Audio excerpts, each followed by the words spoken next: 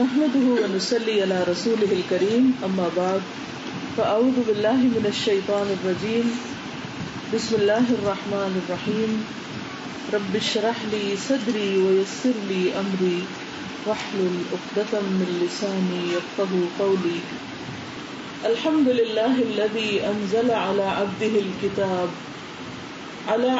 الكتاب ولم يجعل له عوجا قيما لينذر بأسا شديدا من لدنه ويبشر المؤمنين الذين يعملون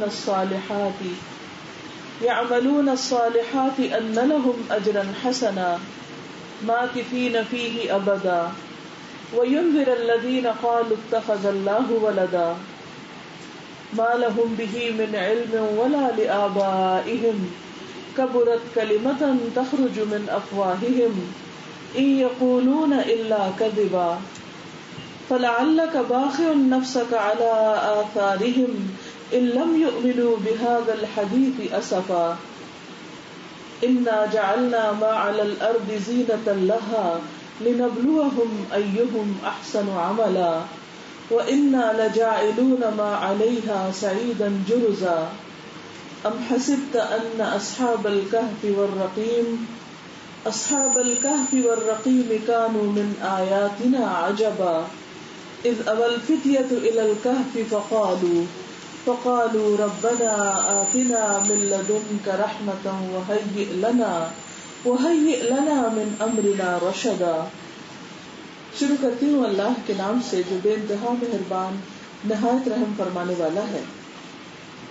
تمام تعریفیں اللہ تعالیٰ کے لیے ہیں جس نے اپنے بندے پر یہ قرآن اتارا اور اس میں کوئی کسر باقی نہ رکھی بلکہ ہر طرح سے ٹھیک ٹھاک رکھا تاکہ اپنے پاس کی سخت عذاب سے ہوشیار کر دے اور ایمان لانے اور نیک عمل کرنے والوں کو خوشخبریاں سنا دے کہ ان کے لیے بہترین بدلہ ہے جس میں وہ ہمیشہ ہمیشہ رہیں گے، اور ان لوگوں کو بھی ڈرا دے جو کہتے ہیں کہ اللہ کوئی اولاد رکھتا ہے. در حقیقت نہ تو خود انہیں اس کا علم ہے نہ ان کے باپ دادا کو. یہ تہمت بہت بری ہے جو ان کے منہ سے نکل رہی ہے، وہ محض جھوٹ کہہ رہے ہیں. بس اگر یہ لوگ اس بات پر ایمان نہ لائیں تو کیا آپ ان کے پیچھے اسی رنج میں اپنی جان ہلاک کر ڈالیں گے؟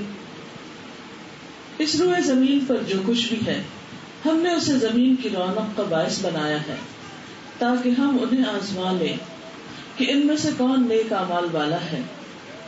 اس پر جو کچھ ہے ہم اسے ایک ہموار اور صاف میدان کر ڈالنے والے ہیں. کیا تم اپنے خیال میں غار اور قطبے والوں کو ہماری نشانیوں میں سے کوئی بہت عجیب نشانی سمجھتے ہو؟ ان چند نوجوانوں نے جب غار میں پناہ لی تو دعا کی، اے ہمارے پروردگار ہمیں اپنے پاس سے رحمت عطا فرما اور ہمارے اس کام میں ہمارے لیے راہیابی کو آسان کر دے. معزز خواتین، اس وقت جو کچھ میں نے آپ کے سامنے پڑھا ہے یہ سورۃ الکہف کی پہلی 10 آیات ہے. سورۃ الکہف قرآن پاک کی اہم ترین سورتوں میں سے ہے جو قرآن پاک کے نصف میں واقع ہے، یعنی تقریباً آدھا قرآن مجید ہو جاتا ہے جب یہ سورت شروع ہوتی، اور جہاں ایگزیکٹلی آدھا ہوتا ہے وہ بھی اسی سورت کے بیچ میں دیکھا ہے. وَلْيَتَذَكَّرْ. اس سورت کے بارے میں بہت سی باتیں آتی ہیں، لیکن خاص بات یہ کہ ہمیں ہر جمعہ کو اس سورت کی تلاوت کی تاکید کی گئی ہے کہ جو شخص یہ سورت ہر جمعہ کو پڑھے گا اللہ سبحانہ وتعالی آئندہ جمعہ تک کے لیے اس کے لیے خاص نور کی روشنی رکھے گا، یعنی ایک خاص نور اس کو عطا کرے گا. وہ نور کیا نور ہے؟ ضروری نہیں کہ وہ باہر سے اس کو کوئی لائٹیں نظر آئیں گی. عام طور پر ہم نور باہر تلاش کرنے لگتے ہیں، جبکہ اصل نور دل کا نور ہوتا ہے، سینے میں نور کا ہونا ہے. اس کی دلیل کیا ہے؟ اس کی دلیل قرآن مجید کے اندر ہی ہے. سورۃ النور میں آتا ہے اللہ نور السماوات والارض، اللہ ہی آسمان و زمین کا نور ہے. مثل نورہ کمشکاۃ فیہا مصباح المصباح فی زجاجہ الزجاجة كأنها كوكب دري يوقد من شجرة مباركة زيتونة لا شرقية ولا غربية يكاد زيتها يضيء ولو لم تمسسه نار نور على نور يهدي الله لنوره من يشاء ويضرب الله الأمثال للناس واللہ بکل شیء علیم.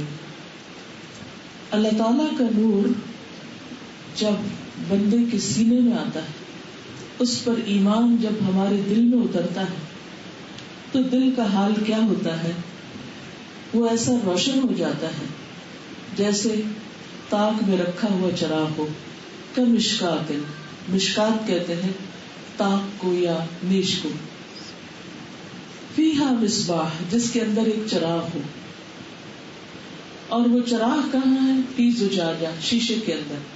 کیونکہ کرسٹل کے اندر، شیشے کے اندر جو چراغ ہوتا ہے اس کی روشنی دور دور تک پھیلتی. اور وہ شیشہ کیسا ہے؟ کأنہا کوکب دری، جیسے کوئی چمکتا روشن ستارہ ہو. اس کی روشنی کے لیے تیل کہاں سے آ رہا ہے؟ یوقد من شجرۃ مبارکۃ زیتونۃ، زیتون کے مبارک درخت سے. کیونکہ زیتون کا تیل تمام تیلوں میں اعلیٰ اور عمدہ اور بہترین قسم کا تیل ہوتا ہے، جس سے پہلے زمانے میں چراغ روشن کیے جاتے تھے. چراغ روشن کرنے کے لیے ہر طرح کا تیل سے چراغ روشن ہو جاتے ہیں، مٹی کا تیل، سرسوں کا تیل، بادام کا تیل، کسی بھی چیز کا تیل. لیکن جو روشنی زیتون کے تیل سے ہوتی وہ کسی اور تیل سے نہیں. تو وہ چراغ زیتون کے تیل سے روشن ہے. لا شرقیت ولا غربیہ، اور زیتون بھی اعلیٰ قسم کا، ایسے درخت کا زیتون کہ جس پر صرف صبح کی روشنی یا شام کی نہیں پڑتی کہ سورج نکلے تو روشنی کچھ پڑ جائے یا ڈوبے تو پڑ جائے، بلکہ ہمہ وقت اس پر روشنی رہتی. اور ایسا زیتون سب سے بہترین زیتون ہوتا ہے. یکاد زیتھا یضیء ولو لم تمسسہ نار،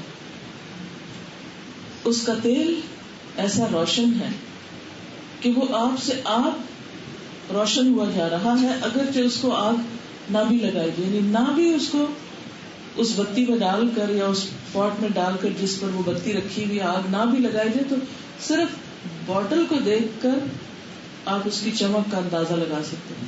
یعنی جس شیشے کی بوتل میں تیل ہوتا ہے وہ بوتل بھی چمکنے لگتی ہے، اس تیل کے اندر بھی ایک چمک ہے، روشنی ہے.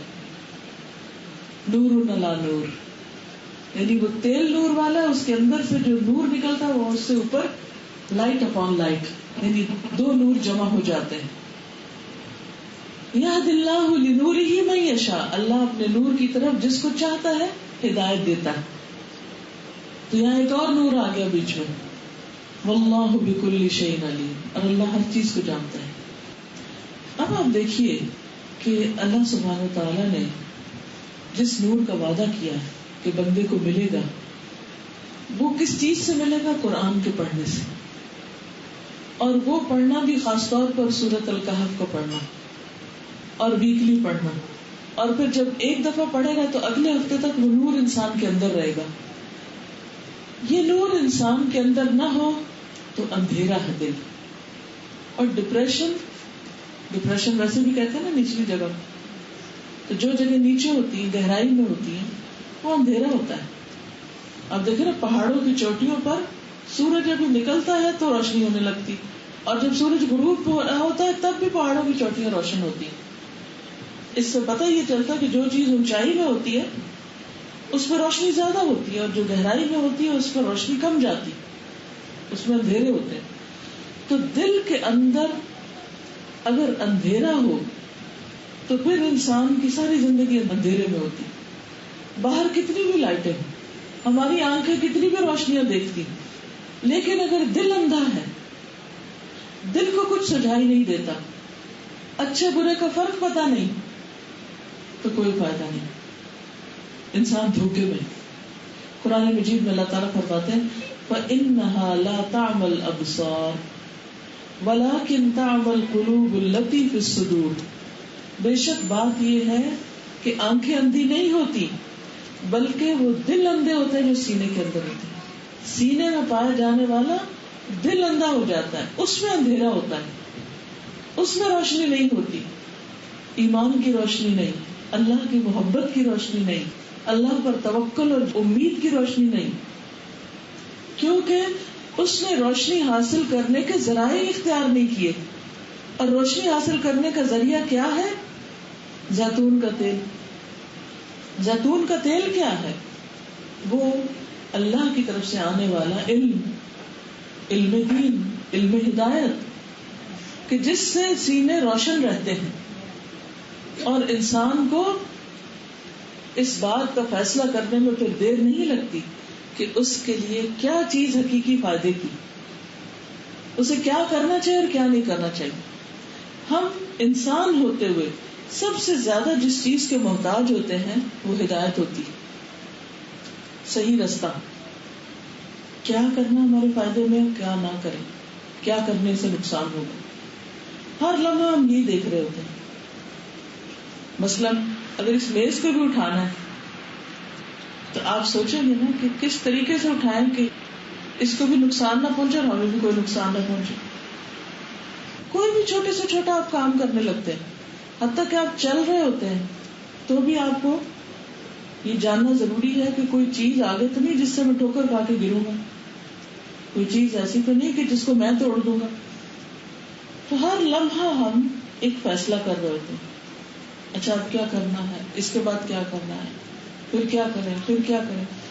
اگر ہمارے فیصلے درست ہو جائیں تو ہمارے سارے کام ہی درست ہو جائیں، اور اگر سارے کام درست ہو جائیں تو کامیابی ہی کامیابی. اور اگر فیصلے غلط کرتے ہیں تو نقصان کیا ہوتا ہے؟ ہم غلط رستوں پہ چل پڑتے ہیں اور پھر غلط رستوں کا انجام غلط ہوتا ہے. تو اس لیے ہر انسان کو صحیح فیصلہ کرنے کے لیے روشنی چاہیے، ہدایت چاہیے. اور وہ ہدایت کہاں سے ملے گی؟ اس قرآن سے ملے گی. اور خاص طور پر قرآن مجید میں سے بھی بعض حصے بعض سے زیادہ اہمیت رکھتے ہیں، جن کی فضیلت خود اللہ تعالیٰ نے بتائی نبی صلی اللہ علیہ وسلم کے ذریعے. کلام تو سارا ہی اللہ کا ہے، لیکن اس میں سے بھی کچھ حصوں کی فضیلت ہمیں حدیث سے پتہ چلتی. مثلاً اسی سورت کی فضیلت کہ ہر جمعے کو پڑھنی چاہیے.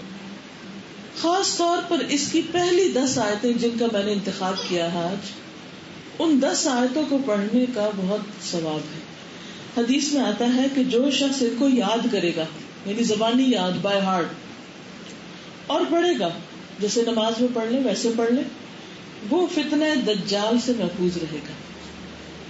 آج کل آپ دیکھیں کہ بچے بچے کی زبان پہ دجال ہے، اور ہر روز کوئی نہ کوئی کہانی سنا رہا ہوتا ہے، کوئی بات کر رہا ہوتا ہے، کوئی ڈرا رہا ہوتا ہے. کل میرا بیٹا فجر پہ اٹھا اور ابھی اندھیرا ہی تھا تو کہتا ہے آپ کو پتا ہے کہ بس یوں لگتا ہے کہ دجال آنے ہی والا ہے.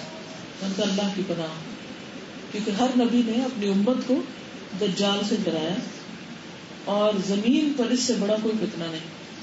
اور ہر نماز میں اس سے پناہ مانگنے کے لیے تاکید کی گئی کہ اللہ ہمیں نہ دکھائے، کیونکہ انسان کے ایمان کو خطرہ ہے، اس کی جان کو خطرہ ہے، اس کی ہر چیز خطرے میں.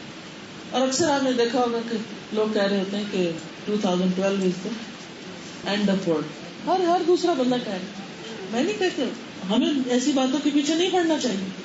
نہ ہم غیب کا علم جانتے ہیں، نہ ہم اس پہ یقین رکھتے ہیں، لیکن ہر شخص اپنے انجام، اپنے خاتمے کے بارے میں پریشان ضرور ہوتا ہے. تو میں نے اس سے کہا کہ دیکھو، تو اس کے بعد پھر قیامت کی نشانیوں میں سے قیامت آ جائے گی. میں نے کہا قیامت وہ تو جب آئے گی تو آئے گی، ہمیں ہر وقت قیامت سے ڈرنا چاہیے، کیونکہ جس دن ہم مر گئے نا ہماری قیامت شروع ہوگی، واپس تو نہیں آنا، تو قیامت ہی کی طرف جانا. تو انسان کو جیسے دنیا میں کوئی تکلیف پہنچتی ہے، کوئی پریشانی آتی ہے، تو انسان فوری طور پر حل سوچتا ہے، مدد چاہتا ہے کہ کیا کروں. پاکستان میں اتنا رواج نہیں، لیکن کینیڈا میں یہ رواج بہت ہوتا ہے کہ سال میں 1-2 دفعہ وہ فلو شاٹس لگوا لیتے ہیں، یعنی ٹیکے لگوا لیتے ہیں فلو سے بچنے کے لیے. ابھی کوئی نام نشان نہیں، کچھ نہیں، بس پریونشن کے طور پر گئے اور فلو شاٹس لگوا لیے. اس طرح فلو کے اس حملے سے بچے رہتے ہیں لوگ. ٹھیک ہے، احتیاطی تدبیر ہے. صحت مند بچوں کو کتنے ٹیکے لگوا دیتے ہیں. یہ پولیو کا، یہ خناق کا، یہ ٹائیفائڈ کا، یہ خسرہ کا، میرا خیال ہر بندے کو رٹے ہوئے ہیں. اتنی ایڈورٹیزمنٹ اور اتنا زیادہ اس کے اوپر تلقین ہوتی ہے کہ ہر بچے کو پتا کہ کون سے ٹیکے لگتے ہیں، حفاظتی ٹیکے جن کو بولتے ہیں. اگر حفاظتی ٹیکے لگانے میں ہم اپنی عافیت سمجھتے ہیں تو ہمارے دین اور ایمان کی حفاظت کے لیے بھی تو کوئی نسخہ ہوگا نا. اور وہ نسخہ کیا ہے؟ اس سورت کی پہلی 10 آیتیں زبانی یاد کرنا اور پھر ان کو پڑھتے رہنا. اگر ہم میں سے کسی کو زبانی یاد نہیں تو اسے پہلی فرصت میں یاد کرنی چاہیے. اور آپ یہ نہ کہیں کہ اب ہماری تو عمر گزر گئی، ہم نے کیا یاد کرنی. سب یاد کر سکتے ہیں. پڑھتے رہے، دیکھ کے پڑھنا شروع کر دیں. چلے نہیں زبانی یاد، دیکھ کے پڑھنا شروع کر دیں، لیکن پڑھے سے. آپ دن کی کسی ایک نماز میں اپنی عادت بنا لیں، پھر نہیں بھولیں گے. مثلا ظہر میں بنا لیں، عشاء میں بنا لیں، مغرب میں کسی ایک نماز میں، فرض میں، سنت میں، لیکن اس سے ایک طرح سے باندھ لیں کہ یہ 10 آیات جو شخص پڑھے گا دجال کے فتنے سے محفوظ رہے گا. یعنی کہیں دجال آ بھی جائے نا تو اللہ تعالیٰ ایسے لوگوں کو بچا لے گا. اچھا، جب ہم دجال کے بارے میں پڑھتے ہیں تو بہت ساری خوفناک باتیں پڑھتے ہیں، اور پھر یہ کہ جو لوگ مکہ یا مدینہ میں ہوں گے وہ محفوظ رہیں گے. تو ہم میں سے ہر شخص یہ سوچتا ہے کہ ہم مکہ یا مدینہ کسی طرح پہنچ جائیں. کتنے پہنچ سکتے ہیں بتائیے؟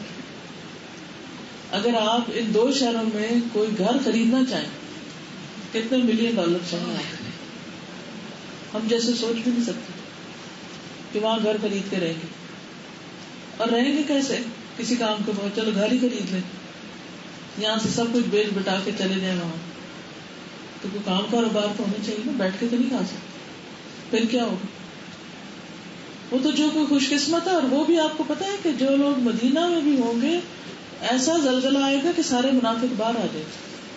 تو جب تک اپنے اندر ایمان نہیں ہوگا نا، منافقت ختم نہیں ہوگی، مکہ مدینہ بھی فائدہ نہیں دے گا، وہاں ہونے سے بھی کوئی زیادہ فائدہ نہیں. تو اس لیے بہت ضروری ہے کہ ہم کہیں پر بھی ہوں، مغرب میں ہو، مشرق میں ہو، کسی بھی زمین پر ہو، ہم اپنا بچاؤ وہیں پر کرنے کی فکر کریں اور ان آیتوں کو پلے باندھ لیں. تو انشاءاللہ کہیں وہ نکلا ہوا بھی کوئی ادھر ادھر تو اللہ تعالیٰ آپ کو ایک طرف محفوظ رکھے گا اور اس کی مصیبت سے بچا لے گا، کیونکہ آپ نے حفاظتی تدبیر کر لی ہے. تو اس لیے بہت ضروری ہے کہ ہم ان آیتوں کو زبانی یاد کر لیں اور پڑھنا شروع کریں. پھر یہ کہ اگر ہم پڑھ رہے ہیں اور پتہ ہی نہیں کہ لکھا کیا ہے تو بھی زیادہ فائدہ نہیں. اس لیے بہت ضروری ہے کہ ان آیتوں کا ترجمہ بھی یاد کر لیں اور ان کو سمجھ بھی لیں. تو سب سے پہلے تو اللہ تعالیٰ کی تعریف بیان کی گئی. الحمدللہ، سب تعریف اللہ کے لیے ہے، اللہ کے لیے. حمد کا جو لفظ ہے اس کا اردو میں ترجمہ کوئی نہیں. یہ جو ہم تعریف بولتے ہیں نا یہ ادھورا سا ترجمہ. حمد کے اندر تعریف اور شکر دونوں ہی آتے ہیں. انسانوں کی آپ تعریف کرتے ہیں تو ضروری نہیں کہ ان کا شکریہ بھی کریں، اور جب آپ شکریہ کرتے ہیں تو ضروری نہیں تعریف بھی کریں. لیکن انسان اللہ تعالیٰ کے لیے جب اس کی تعریف کرتا ہے تو اس میں لازماً شکر بھی کرتا ہے، اور جب شکر کر رہا ہوتا ہے تو اس کے پیچھے تعریف بھی ہوتی ہے اس کی. یہ دونوں چیزوں کا کمبینیشن. تو الحمدللہ، سب تعریف اللہ کے لیے. ہم اللہ ہی کے شکر گزار ہیں. کس بات پر؟ الذی انزل علی عبدہ الکتاب، کہ اس نے اپنے بندے پہ یہ کتاب اتار دی. ہم اس پہ بڑے شکر گزار ہیں. اب کتنے بندے اس پہ شکر گزار ہیں کہ اللہ نے یہ کتاب اتاری؟ اگر واقعی شکر گزار ہوتے تو پھر اس کتاب سے تو فائدہ اٹھاتے ہیں. لیکن آج تک اگر کتاب پڑھی نہیں، اس کا ترجمہ جانا ہی نہیں، اس کو سمجھا ہی نہیں اور اس پر غور و فکر ہی نہیں کیا تو کس بات کا شکر؟ چلو سمجھنا تو دور کی بات، روز کی تلاوت ہم میں سے کتنے لوگ باقاعدگی سے کرتے ہیں اور بلند آواز سے کرتے ہیں.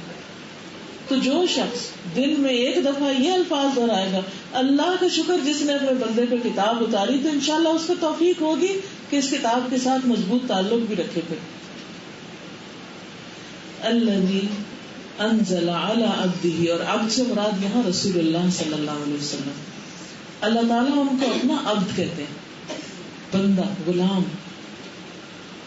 آپ دیکھیے کہ غلامی جو ہے انسانوں کی ہو تو انسان کی عزت میں کمی ہوتی، لیکن اگر کوئی اپنے آپ کو اللہ کا غلام بنا لے تو اس سے بڑا کوئی درجہ نہیں.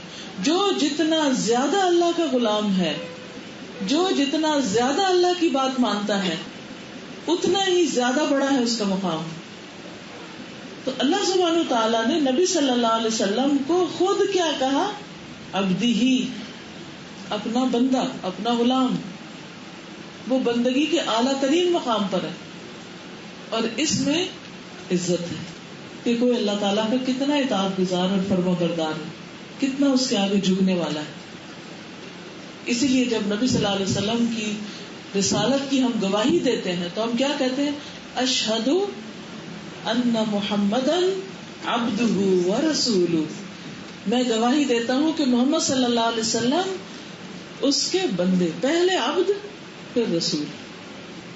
لیکن ہم میں سے بہت سے لوگ اس سبق کو اور اس حقیقت کو بھول جاتے ہیں. وہ نبی صلی اللہ علیہ وسلم کو اللہ کا عبد ماننے پر تیار نہیں ہوتے.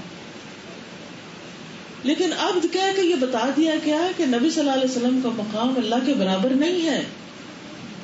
آپ اللہ کے بندے ہیں، اللہ کی مخلوق ہے، اللہ کے برابر نہیں. یہ جو بعض لوگ بڑی زیادتی کرتے ہیں نا کہ اللہ رسول یا اللہ یا محمد ساتھ ساتھ لکھ دیتے ہیں، یہ درست نہیں. پکارنا صرف اللہ کو چاہیے، یا اللہ. ٹھیک ہے. تو تعریف اس رب کی جس نے اپنے بندے پر قرآن اتارا. اور کیسا قرآن، کیسی کتاب؟ وَلَمْ يَجْعَلْ لَهُ عِوَجًا، جس کے اندر کوئی ٹیڑھ ہی نہیں رکھی، کوئی کسر ہی نہیں، کوئی کمی نہیں اس میں. اور یہ ایک حقیقت ہے. اور کتاب سے مراد پورا قرآن بھی ہے، اور بعض اوقات اس خاص چیپٹر کو بھی، یعنی سورت کو بھی کتاب کہہ دیا جاتا ہے. اور یہ سورت ویسے بھی بڑی فضیلت والی ہے. جب اس کو ہم پڑھتے ہیں تو گھر کے اندر ایک سکینت نازل ہوتی ہے، گھروں کے اندر سے فتنے فساد ختم ہوتے ہیں، گھروں کے اندر برکت پیدا ہوتی. اس کی کیا دلیل ہے؟ اس کے لیے ایک اور حدیث ہے جو ایک صحابی نے جب سورۃ کہف پڑھی تو ان کے گھر میں ایک جانور تھا، اس نے بدکنا شروع کیا. جب وہ اچھلنے لگا، جیسے ہوتا نا گھوڑا گدھا ایسی چیزیں باندھی ہوتی ہیں، تو بعضوں کا تو اپنی جگہ پر اچھل کود شروع کر دیتے ہیں، تو ان کو کچھ نظر آتا ہے. تو وہ کہتے ہیں کہ میں نے غور سے دیکھا کہ کیا بات ہے، یہ کیا دیکھ رہا ہے، کیوں ایسے کر رہا ہے. تو دیکھا کہ ایک بادل ہے جو ایسے نیچے کو آ رہا ہے، جس نے انہیں ڈھانپ رکھا ہے، یعنی انہیں اپنے اوپر کوئی چیز نظر آئی. تو انہوں نے نبی صلی اللہ علیہ وسلم سے اس کا ذکر کیا کہ میں ایسے سورۃ کہف پڑھ رہا تھا اور ایسے میں نے کوئی چیز دیکھی ہے. تو آپ نے فرمایا اسے پڑھا کرو، کیونکہ قرآن پڑھتے وقت سکینت نازل ہوتی. تو یہ ایک سکینت تھی جو تمہیں فزیکل شکل میں دکھائی گئی. عام طور پر سکینت اترتی ہے جہاں بھی لوگ اللہ کی کتاب پڑھتے ہیں. ایک اور حدیث میں ہے وَمَجْتَمَعَ قَوْمٌ فِي بَيْتٍ مِّن بُيُوتِ اللَّهِ، اور اللہ کے گھروں میں سے کسی گھر میں جب لوگ جمع ہوتے ہیں، یتلون کتاب اللہ ویتدارسونہ بینہم، وہ اللہ کی کتاب کی تلاوت کرتے ہیں اور آپس میں سیکھتے سکھاتے ہیں. الا ونزلت علیہم الرحمہ، ان پر رحمت نازل ہوتی ہے، سکینت طاری ہو جاتی ہے. اللہ تعالیٰ اپنے ہاں فرشتوں میں ان کا ذکر کرتے ہیں. تو وہ گھر بہترین گھر ہیں، خوش قسمت گھر ہیں جن کے اندر قرآن پڑھا جاتا ہے. پہلے مسلمانوں کے اکثر گھروں کے اندر قرآن کی مجلسیں ہوا کرتی تھی، لوگ پڑھتے تھے، بچے پڑھتے تھے، بڑے پڑھتے تھے. اکثر گھر مدرسہ ہوتے تھے اور لوگ اس کو اپنے لیے خیر و برکت کی بات سمجھتے تھے. اور اب تو افسوس یہ ہے کہ مسجدوں کے اندر بھی یہ بات ختم ہوتی چلی جا رہی. ایک حدیث کے مطابق وہ گھر جس میں قرآن کی مجلس ہو، قرآن پڑھا جاتا ہو، تو آسمان والوں کو ایسے نظر آتا ہے جیسے زمین والوں کو ستارے نظر آتے ہیں، ایسے چمکتا ہے وہ گھر آسمان پر. لیکن آج ہم مسلمانوں کے اندر اس کام کے کرنے کے لیے کوئی جذبہ نہیں رہا، دل تنگ ہو گئے.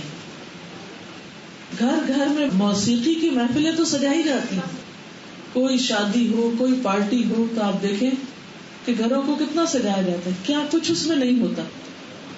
ہے کوئی اسٹریٹ، کوئی محلہ اس سے خالی کہ جہاں شادی کے موقع پر روشنیاں نہ کی جائیں، یا پھر یہ کہ اس میں گانے بجانے کا اہتمام نہ ہو؟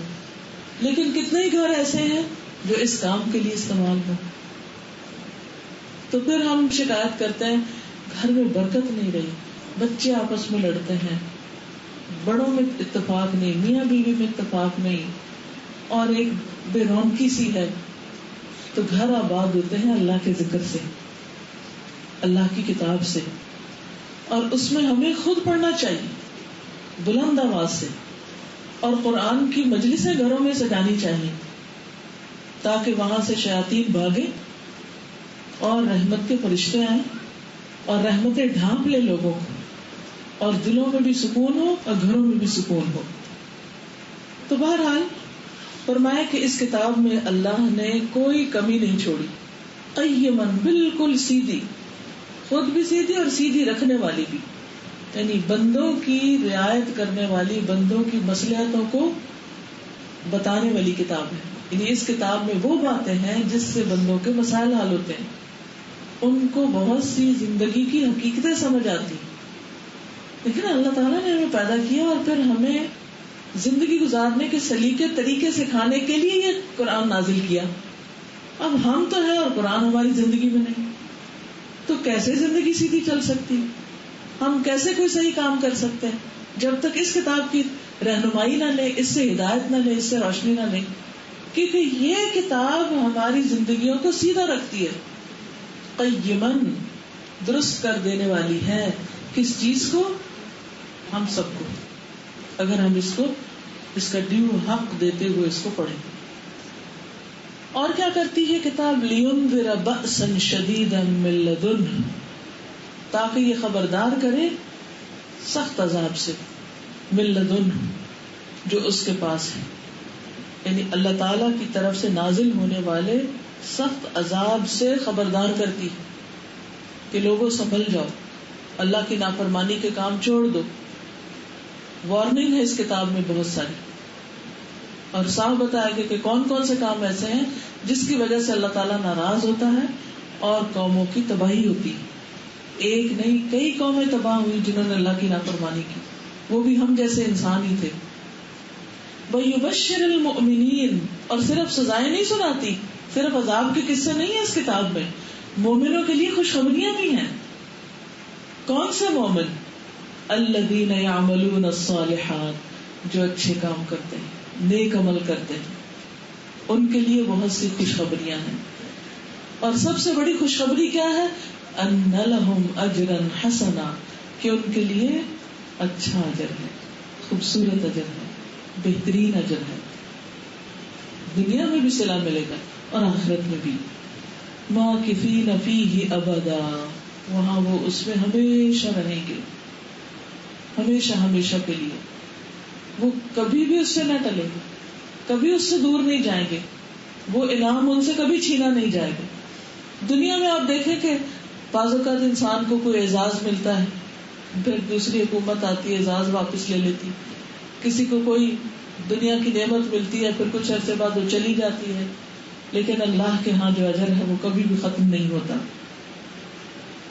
اس کے ساتھ ساتھ خاص طور پر ڈراتی ہے ان لوگوں کو، وَيُنذِرَ الَّذِينَ قَالُوا اتَّخَذَ اللَّهُ وَلَدًا، جو کہتے ہیں کہ اللہ نے بیٹا بنا لیا. چاہے وہ مشرکین ہو جو فرشتوں کو اللہ کے بیٹیاں کہتے تھے، یا کرسچنز ہو جو حضرت عیسیٰ علیہ السلام کو اللہ کا بیٹا کہتے ہیں. خصوصاً اس چیز سے ڈراتی ہے.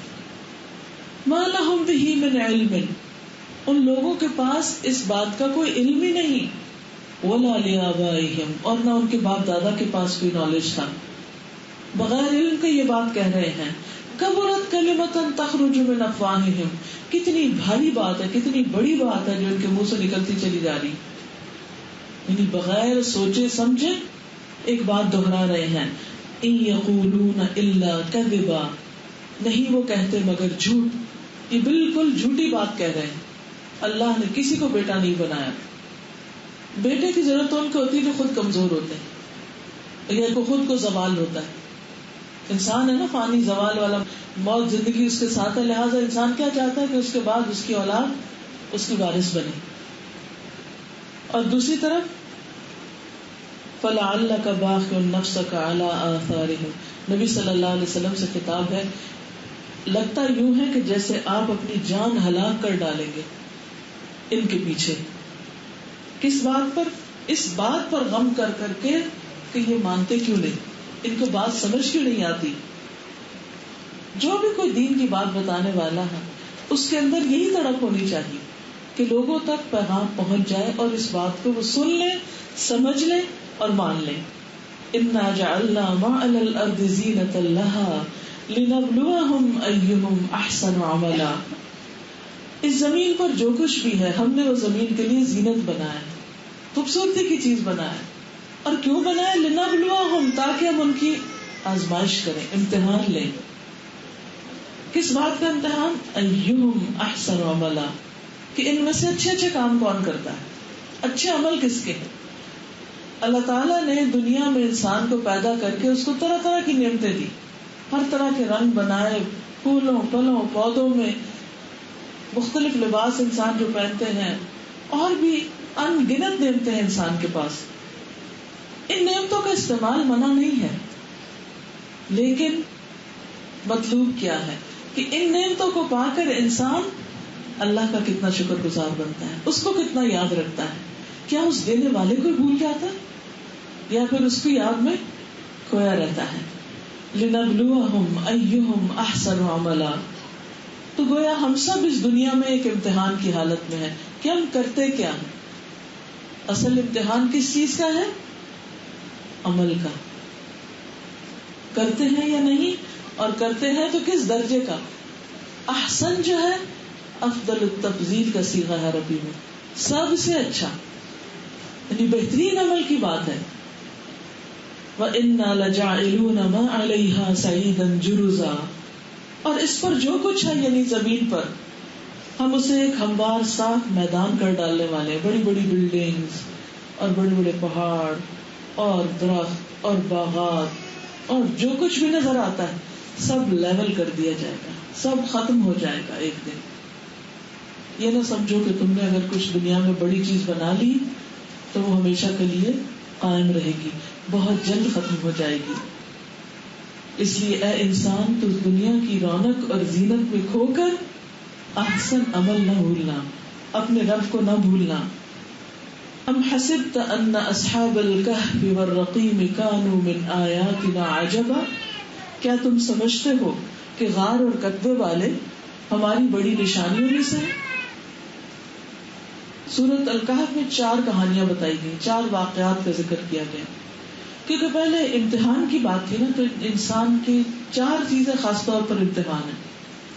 ایک انسان کا ایمان، اس کے ایمان میں ٹیسٹ ہوتا ہے، پھر دولت، پھر علم اور حکومت. چوتھی 4 چیزیں کے ذریعے انسان آزمایا جاتا ہے. جب کوئی ایمان کا دعویٰ کرتا ہے، اللہ کے قریب ہونے کا دعویٰ کرتا ہے، تو اس کا امتحان ہو جاتا ہے. اسی طرح جب کسی کے پاس دولت آتی ہے تو وہ بھی اس کے لیے بہت بڑا ٹیسٹ لے کے آتی ہے کہ اب اس دولت کو یہ استعمال کہاں کرتا ہے. اور پھر علم، کیونکہ علم کا تکبر سب سے برا تکبر، ابلیس کو بھی یہی ہو گیا تھا تو میں زیادہ جانتا ہوں، زیادہ بہتر ہوں انسان سے. اور پھر اگر انسان ان امتحانوں سے نکل جائے تو عام طور پر کیا ہوتا ہے کہ جب انسان کے پاس دولت ہوتی ہے اور نالج بھی ہوتی ہے تو بہت زیادہ پاور آ جاتی ہے. اس پاور کی بنا پر وہ ایک اور پاور حاصل کر لیتا ہے، اور وہ حکومت کی پاور. اسی لیے اکثر آپ نے دیکھا ہوگا کہ بہت سے ایسے لوگ حکومت میں آنے کی کوشش کرتے ہیں، پاور میں آنے کی کوشش کرتے ہیں. وہ اور بہت بڑا امتحان ہے. تو دنیا میں انسان کو جو کچھ بھی ملا ہے وہ دراصل اس کا امتحان ہے. تو یہاں پر پہلا واقعہ جو ہے یہ ایمان میں امتحان کا واقعہ ہے، اور واقعہ ہے چند نوجوانوں کا. ان کے ایمان کو جب خطرہ لاحق ہوا تو انہوں نے اپنے گھر بار چھوڑے اور جا کے اللہ سے دعا کی اور ایک غار کی طرف نکل گئے. اللہ نے ان کو وہاں سلا دیا اور کئی 100 سال تک وہ وہاں سوئے رہے، اور اس کے بعد وہ اٹھے تو ان کی ذات دوسروں کے لیے ہدایت کا نمونہ بن گئی. یہاں جو 10ویں آیت تک بات آتی ہے وہ دعا ہے، اور یہ دعا ہمارے لیے مشعل راہ ہے. کسی بھی امتحان میں، کسی بھی ٹیسٹ میں، کسی بھی پریشانی میں جب انسان کو یہ سمجھ نہ آ رہی کہ اللہ میں کروں تو کروں کیا، جاؤں تو جاؤں کدھر؟ جیسے ان بچوں نے کیا جنہیں اپنے ایمان کی فکر تھی، اس کو بچانے کے لیے سمجھ نہیں آ رہی تھی کہ جائیں کہاں. اور جب وہ غار میں پہنچے فقالوا ربنا ربنا آتنا من لدنک رحمہ، اے ہمارے رب ہمیں اپنے پاس سے رحمت عطا کر. بندوں کے دلوں میں تو رحم نہیں رہا. آپ دیکھیں ہم بندوں سے طلب کرتے رہتے نا رحم، لیکن بندے بازو کا بڑے ہی سخت دل واقع ہوتے ہیں جانتے بوجھتے ہوئے. اور جب انہیں پتہ چلتا ہے کہ کوئی ٹارچر کرنے سے پریشان ہوتا ہے تو بہت زیادہ ٹارچر کرنے لگتے. تو بندے کو اللہ سے رحم مانگنا چاہیے. ربنا آتنا من لدنک رحمہ وہیئ لنا من امرنا رشدا. اور اے اللہ تو ہمیں ہمارے اس معاملے میں بہترین رہنمائی دے. اور اللہ راہ دکھا دیتا ہے. ہر روز اگر آپ ایک دفعہ یہ آیتیں پڑھیں نماز میں اور آخری آیت پہ خوب کنسنٹریٹ کریں اور کوئی بھی مسئلہ جو آپ کو پیش آیا ہوا ہے اس کے اوپر فوکس کریں اور اپنے آپ کو یوں سمجھیں جیسے سب نے آپ کو چھوڑ دیا اور آپ بھی ایک غار میں بند ہو گئے. کوئی اور چیز نہیں، سارے مادی سہارے ختم تو آپ اپنے رب سے جڑ گئے. ربنا آتنا من لدنک رحمہ وہیئ لنا من امرنا رشدا. اللہ ہمارے اس کام میں ہمیں بہترین رہنمائی عطا کر. تو یہ ہے سورۃ الکہف کی ابتدائی 10 آیات جو فتنہ دجال سے انسان کو محفوظ رکھتی ہیں. اور ویسے بھی اللہ تعالیٰ کے ساتھ ایک قرب کا تعلق ہوتا ہے اور مقصد زندگی بھی سمجھ میں آتا ہے اور دنیا میں اپنی حقیقت سمجھ آتی ہے کہ ہم سب امتحان کے لیے ہیں اور اس امتحان میں پاس ہونے کے لیے قرآن کی رہنمائی چاہیے.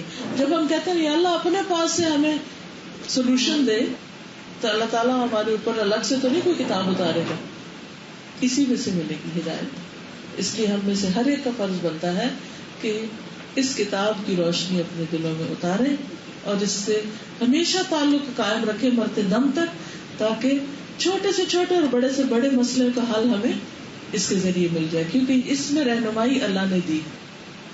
اللہ تعالیٰ ہمیں اس کی توفیق عطا فرمائے. وآخر دعوانا الحمدللہ رب العالمین. اب کوئی سوال ہو آپ کو تو آپ کر سکتے.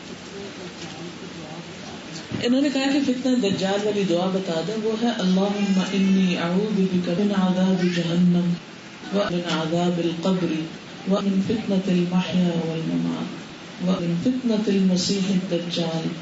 یہ دعا ہے. اور یہ التحیات میں جب آپ درود شریف تک پڑھ لینا، رب جلنی پڑھ لیں، اس کے بعد یہ دعا پڑھ لیں، پھر عادت ہو جائے گی، بھولے گی نہیں. اور کوئی بات پوچھنا چاہیں؟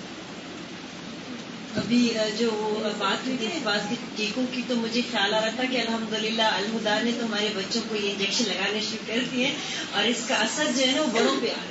کیونکہ میری بیٹی ماشاءاللہ نشاط برانچ میں جا رہی ہے، 7 سال کی ہے، تو اس نے جب گھر آ کے بتایا، اب میں تو الحمدللہ پڑھ رہی ہوں لیکن ہسبینڈ بھی ساتھ بیٹھے تھے، پورا اس نے بتایا کیسے دجال ہوگا اور اس کے ہاتھ میں پانی ہوگا اور اس کی جو پانی ہوگی وہ آگ ہوگی، اور سارا اس نے بتایا.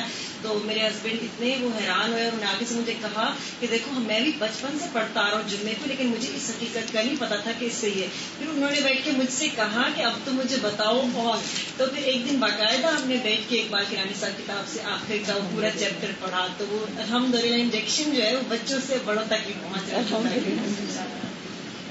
اس لیے علم حاصل کرتے رہنا بہت ضروری ہے، اور علم حاصل کر کے بھی ہم بھول جاتے ہیں. ہم میں سے اکثر لوگوں نے حدیث بھی سنی ہوگی، ہم میں اکثر لوگوں نے یہ آیتیں سنی ہوگی کہ یاد کرنی ہے، پڑھنی.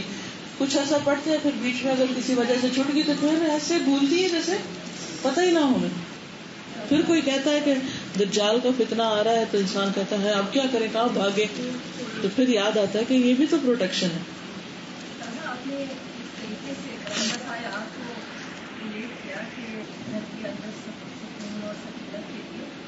آج کل کا پہلی بار آج کل کے مسائل اور ہم سب کے مسائل کا یہ بہترین حل ہے رحمت اللہ کو پانے کے لیے اور ذہنی سکون. بالکل ہر شخص اس کی تلاش، ہر شخص کو ضرورت ہے. اور بلند آواز سے جمعے کے دن بیٹھ کے تلاوت کریں، بچے بھی سنیں، بڑے بھی سنیں، اور اس وقت بھی ان کو بتائیں کہ اس سے کیا حاصل ہوتا ہے. صرف شروع کی 10 آیات یا آخر کی بھی 10 آیات کہتے ہیں نا کہ آخر کی یعنی کہ وہ ضعیف روایت ہے، شروع کی جو ہے نا صحیح روایت ہے. اور پوری سورت جو ہے جمعے کے دن پڑھنا جو نور کا سبب ہے وہ انہوں نے تو اپنے بچوں کے حفظ کرا دی، یہ تو اور بھی اچھی بات ہے. کیونکہ لڑکے جب بڑے ہوتے تو اکثر بچوں کے پاس ٹائم، اسپیشلی لڑکوں کے پاس یا مردوں کے پاس نہیں ہوتا. تو آپ جب ان کو بڑی بڑی جیسے یاسین شریف کروا دیے قاری نے، سورہ واقعہ، سورہ ملک، تو میں کہتی ہوں ایٹ لیسٹ بیٹا آپ کہیں جا رہے ہوگے بچوں کو لے کے، وائف کو، تو جیسے آپ کے ابو پڑھتے رہتے ہیں تو آپ بھی ضرور اسی طرح پڑھو گے. بالکل. تو اس وجہ سے میں نے اپنے بیٹوں کو الحمدللہ ساری الحمدللہ. جو لوگ کالے جادو وغیرہ میں قرآن کا غلط استعمال کرتے ہیں ان کے لیے کیا سزا؟ جادو کرنا تو ویسے کفر ہے، پہلے پارے نہیں آتا. حضرت عمر کے دور میں وہ تو یا ان کو نکال دیتے تھے یا ان کو جلانے تک کی سزا دیتے تھے. اتنی سخت سزا رہی ہے. جادو کو معمولی چیز نہیں. ایک تو پھر جادو اور اوپر سے اللہ کے کلام کو غلط استعمال کرنا وہ معمولی جرم نہیں ہے. چلیے دعا کر رہے ہیں. سبحان اللہ والحمد للہ ولا الہ الا اللہ واللہ اکبر ولا حول ولا قوة الا باللہ العلی العظیم.